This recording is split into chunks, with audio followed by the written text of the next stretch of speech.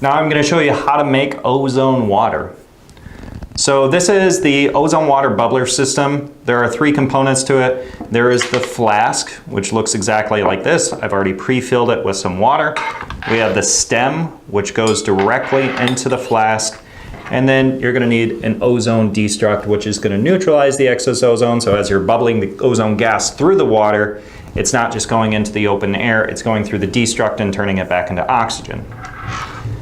So first things first, you're going to notice that there are two stems on the water bubbler system. It's important not to mix up which one is which, because they do, they're for two different purposes. So the center piece is what's going to connect to the ozone generator. This piece that comes out to the side, this is going to connect to the destruct. The center piece should have this valve on there, and this is what's called a hydrophobic valve. What this means is this prevents backflow into the generator in the event that you forget to disconnect your bubbler after making the ozone water. It's super important to disconnect it every single time, because with the nature of these oxygen tanks and regulators, once you set them to zero, they create some suction which will pull through the ozone generator and can lead to water backing up into your machine, or oil if you're using oil. So this disc protects it from that. If this disc gets clogged, it's not going to produce bubbles in here. So you can take the disc off and just connect it directly. You can replace the disc. Usually they come with a replacement, but that is the piece that is going to connect to the ozone generator. And we made it easier because this lure lock fits onto here, whereas the lure lock on this end does not fit to there. This will fit directly to the destruct. So we have the center column connected to the ozone generator. The column that is offset of middle is connected to the ozone destruct. Right now I have about 14 ounces of water in here. It holds a little bit over 16 ounces. You can bubble as much ozone water as you need, whether you're drinking it, lavaging a wound, whatever you want to do.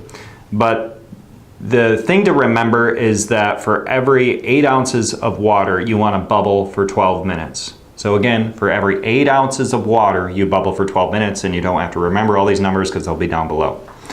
So the first thing I do, turn on the ozone generator, and then we're going to set the concentration.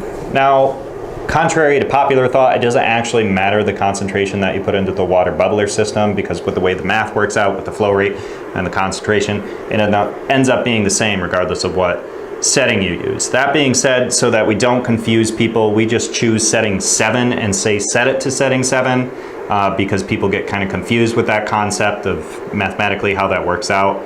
I've broken that down in other videos that you can find on my YouTube, Dr. Ozone, but for simplicity's sake, we just say setting 7. So I go ahead and set my regulator to setting 7.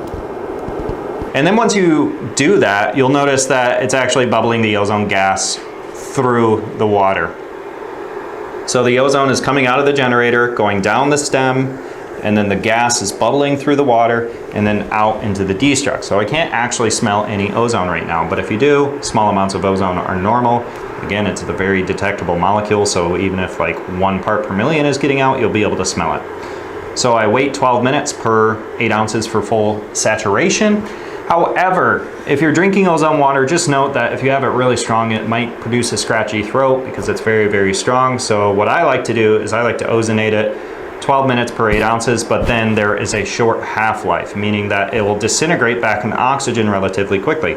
So I'll wait 20 minutes, and then it's about 50%, not quite, of the original concentration after I do that, and then it's just not quite as strong, not quite as agitating. And you can use this as a mouthwash, you can use it for the cavitations, the lavaging of wounds, you can drink it, works for a lot of different things, but that's how you make ozone water. So once I'm done, I'm gonna go ahead and turn off my machine. You'll notice when I turn off the machine that it's still bubbling gas. The reason is because we still have the oxygen on. So even if my machine is off and the oxygen is going, there's still going to be gas pumping through it, but it's not ozone, it's just oxygen. It is not making ozone unless I have the machine on. So turn that off, set your regulator to 0, and then you can do with your water what you want to do with it.